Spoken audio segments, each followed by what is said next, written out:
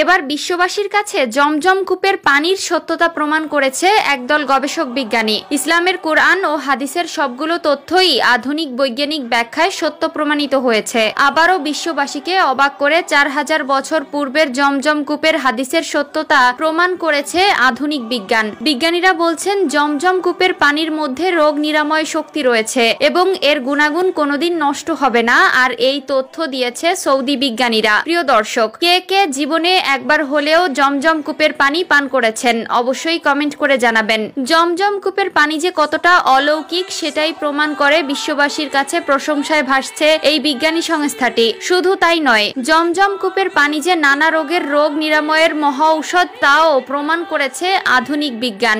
এক বিজ্ঞানী সংস্থা বলেছে, আমরা সত্যি বৈজ্ঞানিক সাফল্য অর্জন করেছি। পবিত্র কোরআনের ও হাদিসের বলা জমজম কূপের রহস্য ও সত্যতা সত্য প্রমাণিত করতে পেরেছি। বিজ্ঞানীরা বলছেন জমজম কূপের পানি হলো পৃথিবীর মধ্যে সবথেকে উত্তম এবং সম্পূর্ণ জীবাণুমুক্ত পানি। এই পানি যারা পান করবে তাদের শরীরে অলৌকিকভাবে সকল রোগ ব্যাধি নিরাময় হবে। আমরা শত চেষ্টা করেও এই পানির ভেতরে একটি ক্ষতিকারক জীবাণু খুঁজে পাইনি। দুনিয়ার বুকে আল্লাহ তাআলার অনন্য কুদরত জমজম কূপ। মসজিদুল হারামের ভেতরে পবিত্র কাবা ঘরের 20 মিটার পূর্বে এই কূপের অবস্থান। ধারণা করা হয় প্রায় 4000 বছর আগে এই কূপের উৎপত্তি। জমজম কূপের পানির রহস্য প্রমাণিত করেছে জার্মান বিজ্ঞানী কানুট ফাইবার সংস্থা। জমজম কূপের পানির উৎস এত বিশাল যে সমগ্র বিশ্বের 800 কোটি মানুষ একসাথে পান করলেও সেই পানি শেষ হবে না, এমন বিস্ময়কর তথ্য সকলের সামনে তুলে ধরেছেন জাপানের বিখ্যাত বিজ্ঞানী মাসরো এমোতো।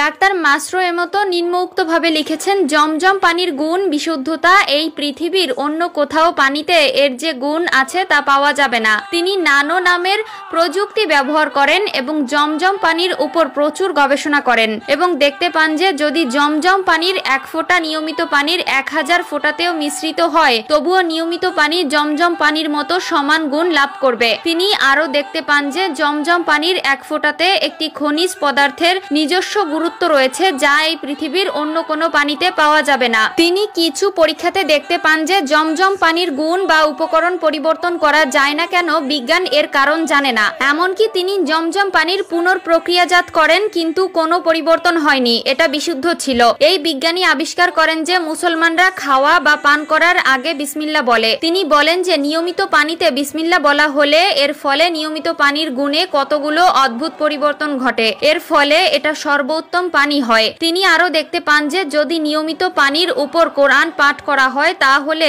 এটা বিভিন্ন ব্যাধি চিকিৎসার জন্য ক্ষমতা লাভ করে। সুবহানাল্লাহ, নিশ্চয়ই আল্লাহর এটা একটি কুদরত। জমজম পানির পর্যায় ভূপৃষ্ঠের প্রায় 10.6 ফুট নিচে। এটা আল্লাহর কুদরত যে জমজম ক্রমাগত প্রতি সেকেন্ডে 8000 লিটার হারে 24 ঘন্টায় বেশি সময় ধরে পাম্প করা হয়।